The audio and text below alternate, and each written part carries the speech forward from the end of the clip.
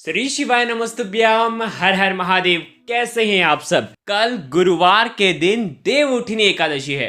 कार्तिक मास का पवित्र महीना और गुरुवार के दिन ही एकादशी, वो भी साल की सबसे बड़ी एकादशी। और इसी एकादशी पर चने की दाल का विशेष उपाय आपको करना है। मात्र चने की दाल और आपके जीवन का सारा दुर्भाग्य दूर। आज का ये वीडियो बहुत ही ज्यादा खास होने वाला है। देवउठनी एकादशी पर करने वाले विशेष 3 उपाय के बारे में आज के इस वीडियो में हम आपको बताएंगे। देखो, चातुर्मास का प्रारंभ हुआ था तो भगवान शिव ने सृष्टि का संचालन अपने हाथ में लिया था। अब चातुर्मास समाप्त होने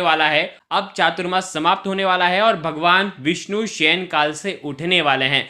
सभी शुभ मंगल कार्य की शुरुआत हो जाएगी क्योंकि देव जाग जाएंगे। देखो, 23 नवंबर को देवउठनी एकादशी है और देवउठनी एकादशी सबसे ज़्यादा विशेष होती है क्योंकि भगवान अगर आज के दिन अपने शयन काल से उठते हैं तो सबसे ज़्यादा प्रसन्न होती हैं तुलसी माता, सबसे ज़्यादा प्रसन्न होती है देवी माँ लक्ष्मी।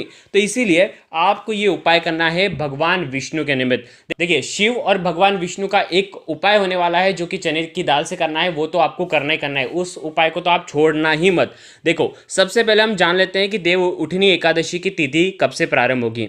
22 नवंबर को रात्रि में 11:03 से प्रारंभ हो जाएगी और समापन इसका होगा 23 नवंबर को रात्रि में 9:01 पर। देवउठनी एकादशी का जो पारण का मुहूर्त रहेगा वो सुबह 6 बजे से लेकर के 8:13 तक रहेगा।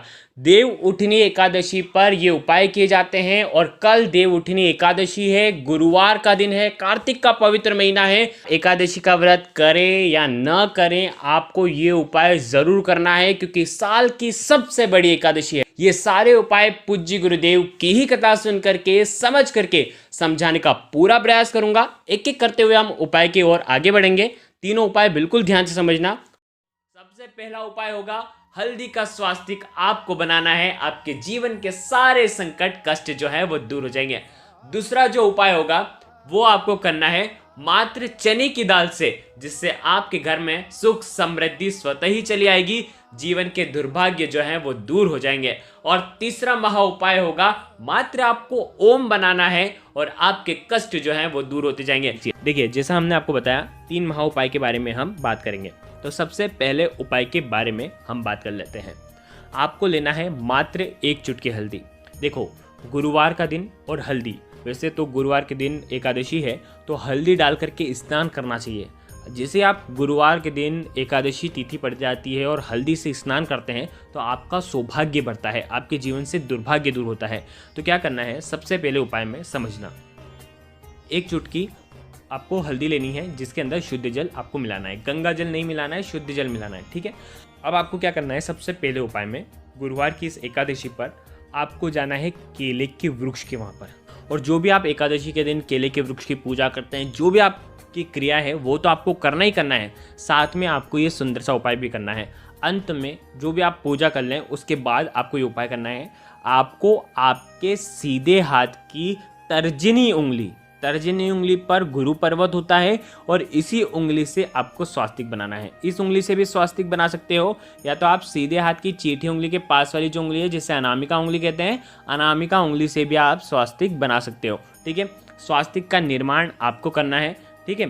स्वास्तिक का निर्माण आप हल्दी से करेंगे और आपको इस प्रकार से, देखो, केले के पेड़ में आपको हल्दी का स्वास्तिक का निर्माण करना है। पहला स्वास्तिक आपने वहाँ पर बना लिया और दूसरा जो स्वास्तिक है, आप जब आप स्वास्तिक बनाएंगे तब आपको ओम नमो भगवते वासुदेवाय का जाप करना है। पहला स्वास्तिक आपने वहाँ पर बना दिया केले के वृक्ष के वहाँ पर अनामिका उंगली से। दूसरा जो स्वास्तिक है, आप सीधे घर पर आएंगे और घर के मुख्य द्वार पर आपको दूसरा स्वास्तिक इस एकादशी पर बनाना है। और जब आप दूसरा स्वास्तिक बनाओगे तब भी आपको ओम नमो भगवते वासुदेवाय का जाप करना है। इस प्रकार से आपको ये सुंदर सा उपाय करना है। कटोरी में यदि हल्दी बच जाती है तो उस हल्दी में थोड़ा सा जल मिला करके इसका छिड़काव पूरे घर में आप कर सकते हैं। हल्दी का छिड़काव एकादशी के दिन घर में करने से घर की सारी नकारात्मक शक्तियाँ दूर होती है। देखो, ये उपाय कौन कौन कर सकता है और किस लिए करना चाहिए। ये उपाय घर का कोई भी व्यक्ति कर सकता है और इस उपाय को करने से विशेषकर धन की प्राप्ति होती है। इस उपाय को करने से विशेषकर सौभाग्य की प्राप्ति होती है, जीवन से दुर्भाग्य दूर होता है। कहते हैं ना कि हल्दी जो है सारे संकटों को दूर कर देता है। हल्दी का ये उपाय करना है आपको 13 तारीख को एकादशी के दिन। ये हो गया पहला उपाय। अब हम बात करते हैं दूसरे उपाय की, जो कि आपको करना है चने की दाल से। देखो ये उपाय 7 चने की दाल से भी कर सकते हैं, 11 चने की दाल से भी कर सकते हैं। ठीक है, आपको क्या करना है, सबसे पहली बात, इस उपाय को 2 प्रकार से कर सकते हैं। ठीक है, क्या करना है, या तो आप केले के वृक्ष के वहाँ पर जाएंगे, ठीक है, तांबे के पात्र के अंदर जल भरेंगे, उसके अंदर 1 टुकड़ा गुड़ का मिलाएंगे, गुड़ मिश्रित जल हो जाएगा, उसके अंदर 1 चुटकी हल्दी मिला सकते हैं। हल्दी या तो गुड़, दोनों में से एक चीज़ आपको मिलानी है। साथ में आपको 7 चने की दाल लेनी है और 7 चने की दाल आपको जल के पात्र के अंदर डाल देनी है। ठीक है, देखिए आपको ओम ब्रह्म बृहस्पति नमः इस मंत्र का, अगर देखो 11 चने की दाल है तो 11 बार जाप करेंगे और जल के पात्र के अंदर डालेंगे ये 1 चने की दाल, या तो 7 चने की दाल है तो 7 बार मंत्र का जाप करेंगे और 7 चने की दाल जो है आपको जल के पात्र के अंदर डाल देनी है। अब इस जल को आपको सबसे पहले आपको कहाँ पर डालना है समझना, ये जल आपको पूरा डालना है केले की वृक्ष की जड़ में। इस उपाय को करना, ये उपाय बहुत ही प्यारा सा उपाय है। हल्दी मिश्रित जल आपको केले के वृक्ष में अगर आप एकादशी के दिन डालते हैं तो इससे आपके जीवन का दुर्भाग्य दूर होता है, इससे आपके जीवन में सौभाग्य की प्राप्ति होती है। तो ये उपाय भी आप कर सकते हैं। देखिए इस उपाय को आप दूसरे प्रकार से भी कर सकते हैं। आपको क्या करना है, 7 चने की दाल लेना है, ठीक है, साथ में एक तांबे का पात्र लेना, उसके अंदर जल भरना और 1 टुकड़ा गुड़ का आपको मिला देना है। ठीक है, अब ये दोनों सामग्री लेकर के आपको भगवान शिव के मंदिर में जाना है। एकादशी के दिन भगवान शिव के मंदिर में जाना है, गुरुवार की एकादशी है। क्या करना है समझना, 1 चने की दाल आपको भगवान शिव के शिवलिंग पर बृहस्पतिश्वर महादेव के नाम से अर्पित करना है। 11 चने की दाल है तो 11 बार बृहस्पतिश्वर महादेव का नाम लें और ये 11 चने की दाल आप भगवान शिव के शिवलिंग पर अर्पित कर दें। चने की दाल एक भी खंडित नहीं होनी चाहिए। चने की दाल अर्पित कर दी और उसके बाद 1 गुड़ मिश्रित जल जो है, जो तांबे के पात्र के अंदर गुड़ और जल था ना, वो आपको भगवान शिव के शिवलिंग पर जहाँ पर आपने चने की दाल चढ़ाई है वहीं पर आपको ये अर्पित कर देना है।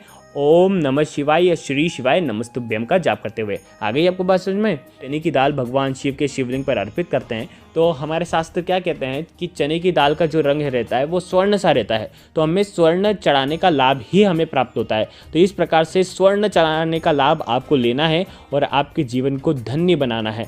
ठीक है, इस प्रकार से ये सुंदर सा उपाय आप कर सकते हैं। देखिए इस उपाय को करने का ये दूसरा प्रकार था। अब तीसरी चीज़ भी आप समझ लीजिए। आपको क्या करना है, तांबे के पात्र के अंदर जल भरना है, उसके अंदर आपको 7 चने की दाल मिलाना है, उसके अंदर 1 टुकड़ा गुड़ का मिलाना है, आधा लोटा जल आपको या केले के वृक्ष की जड़ में ओम नमो भगवते वासुदेवाय का जाप करते हुए अर्पित करना है और आधा लोटा जल भगवान शिव के मंदिर में आ जाएं और आधा लोटा जल भगवान शिव के शिवलिंग पर श्री शिवाय नमस्तुभ्यम का जाप करते हुए या ओम नमः शिवाय का जाप करते हुए आप अर्पित कर सकते हैं। देखो चने की दाल के आज के इस वीडियो में हमने आपको दूसरे उपाय में 3 उपाय बता दिए, 3 प्रकार बता दिए कि 3 प्रकार से आप ये उपाय कर सकते हैं। अगर केले का वृक्ष नहीं हो तो आप दूसरा तरीका अपना सकते हैं जो हमने आपको इस वीडियो में बता दिया है। तो इस उपाय को भी आप कर सकते हैं। बहुत ही सुंदर सा ये उपाय था। अब हम बात कर लेते हैं तीसरे महा उपाय के बारे में, जो कि आपको शहद से ओम बनाने वाला उपाय है। ये भी आपके जीवन में आपकी रूठी हुई किस्मत को चमकाने वाला है, जीवन से दुर्भाग्य को दूर करने वाला है। क्या करना है, आपको आपके सीधे आपको थोड़ा सा 1 बूंद, बस 1 बूंद भी शहद लेंगे ना तो आपका काम हो जाएगा। साथ में लेना है 1 बेलपत्र। बेलपत्र नहीं मिल पाते हैं तो भगवान शिव के ऊपर चढ़े हुए बेलपत्र का उपयोग कर सकते हैं शुद्ध जल डाल करके। साथ में लेना है 1 तांबे के पात्र के अंदर जल और उसके अंदर डालना है 1 टुकड़ा गुड़ का। गुड़ का उपाय गुरुवार के दिन करना चाहिए। बृहस्पति देव मजबूत होते हैं जो हमारे भाग्य को चमकाते हैं। ठीक है, अब ये तीनों सामग्री लेकर के भगवान शिव के मंदिर में जाना है। सबसे पहले क्या करेंगे, सीधे हाथ की चीठी उंगली के पास वाली जो उंगली है, जिसे अनामिका उंगली कहते हैं, अनामिका उंगली से आपको ओम का निर्माण करना है शहद से और चंद्र बिंदु आपको लगा देना है। ठीक है, शिवलिंग पर ओम का निर्माण कर देना और साथ में उसी ओम के ऊपर आपको एक बेलपत्र रखना है। बेलपत्र की जो चिकनी वाली साइड होगी ना वो ओम को स्पर्श होनी चाहिए। देखो वीडियो के अंदर बताने का प्रयास कर रहा हूँ, जो डंडी का हिस्सा होगा वो जलाधारी की तरफ होना चाहिए।